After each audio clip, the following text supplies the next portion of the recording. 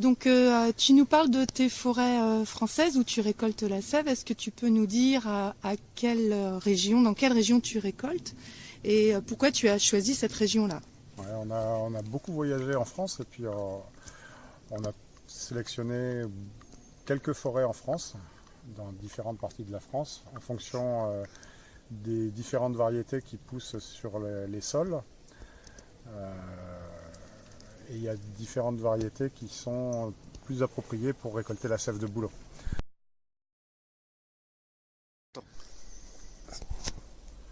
On a sélectionné des forêts en Bretagne, pas très loin de Brocéliande. On a sélectionné une forêt en Vendée. On a sélectionné en Sologne, évidemment, puisque c'est proche de Paris, suffisamment loin pour éviter les pollutions. Et puis il y a beaucoup de bouleaux en Sologne, et de très très beaux bouleaux. Sur le plateau de Millevaches en Limousin, à peu près entre 800 et 1000 mètres d'altitude. Et également dans la vallée de la Nive au Pays Basque, où là on a des magnifiques forêts de bouleaux d'une variété locale basque et qui n'existe que au Pays Basque. Et Thierry, du coup, une fois que la sève est récoltée sur place, dans la forêt, à ton pied, au pied de ton arbre, qu'est-ce qui se passe avec la sève? En fait, la sève, on la met juste en bouteille et on la met en bagging box. Et la plupart du temps, elle est utilisée en sève fraîche. Et là, il y a un petit contre-la-montre pour que le consommateur puisse avoir dans ses magasins de la sève qui est récoltée de la veille.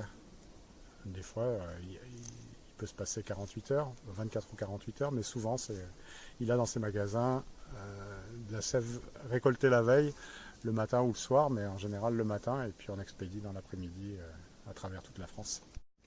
Donc Thierry, quand tu dis que tu récoltes la sève fraîche, est-ce que cette sève, elle est modifiée, transformée?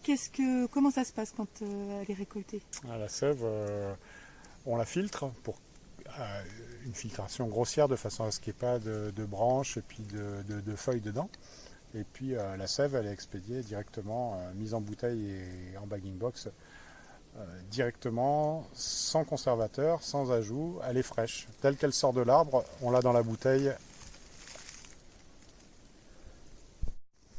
Donc la sève fraîche, c'est de l'eau végétale, c'est vivant.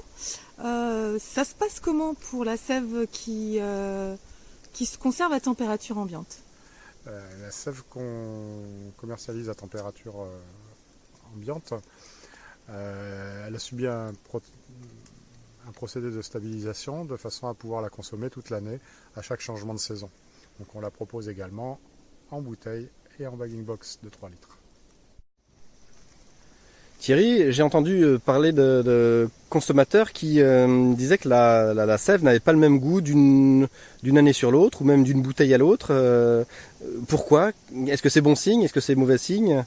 Qu'est-ce qui se passe? La sève est un produit naturel, donc son goût n'est pas standardisé, n'est pas aseptisé. Et en fonction de la date de récolte, de la température extérieure, la sève elle coule dans l'arbre. Par exemple, s'il fait 20 degrés au moment de la récolte, c'est pas comme s'il fait 3 ou 4 degrés au moment de la récolte. Et même des fois on est en dessous parce qu'il gèle à l'extérieur et on récolte la sève quand même au goutte à goutte. Donc le goût de la sève de bouleau est complètement différent d'une année à l'autre et même d'une semaine à l'autre. Moi, je me pose une question avec la sève de bouleau, c'est on récolte la sève de bouleau en février-mars, mais moi je pense que l'arbre il est vivant tout le reste de l'année, donc il doit bien y avoir de la sève qui circule toute l'année dans cet arbre. Je comprends pas. Alors déjà, la sève elle circule très très peu, voire pas du tout pendant l'hiver, parce que c'est une période de dormance et quand ça gèle, il ne faut pas qu'il y ait un liquide qui soit dans le tronc parce que sinon ça fait éclater le tronc. Donc l'arbre il hiberne un peu l'hiver? Il hiberne un petit peu. Okay. Et au printemps, quand les températures sont favorables, ça crée, l'arbre pompe de l'eau dans le sol et cette eau qui se transforme en sève au niveau des racines et au niveau du tronc va permettre aux bourgeons d'éclater, aux bourgeons feuilles d'éclater. Après, tout au long de l'année, ça dure juste au printemps. Ça dépend des latitudes. En climat tempéré, c'est comme ça, au mois de février, mars, avril et parfois un petit peu plus tard. Le reste de l'année, c'est de la sève élaborée, qu'on appelle ça, qui est élaborée au niveau des feuilles. Une fois que les feuilles sont sorties, que le bourgeon a éclos, il y a de la sève qui va être transportée dans l'arbre et qui va être transformée au niveau des feuilles avec une composition différente et qui ne va pas circuler dans les mêmes faisceaux qu'au printemps. C'est deux sèves différentes, la sève brute et la sève élaborée. D'accord. Et en fait, quand on récolte la sève, à la fin de l'hiver, au début du printemps, est-ce que ça fatigue pas l'arbre quand on lui prend cette sève, en fait, qui normalement est faite pour les bourgeons? C'est la question que je me posais il y a une trentaine d'années quand j'ai commencé à récolter la sève, et donc on a fait des essais pour voir s'il y avait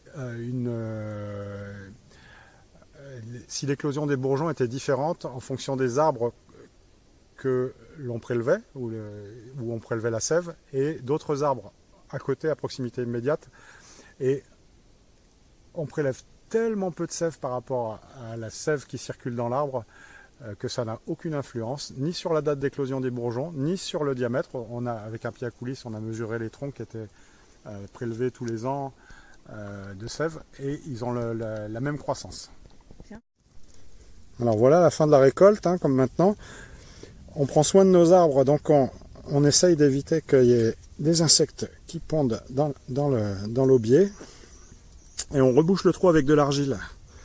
C'est un cicatrisant pour l'arbre, complètement naturel. Et donc ça évite. Et comme ça on pourra. Normalement il sera quasiment cicatrisé l'année prochaine.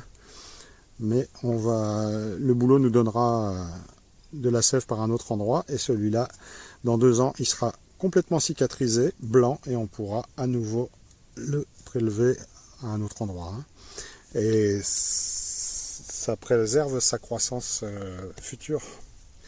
Parce que les forêts donnent bien et donc on prélève toujours au même endroit.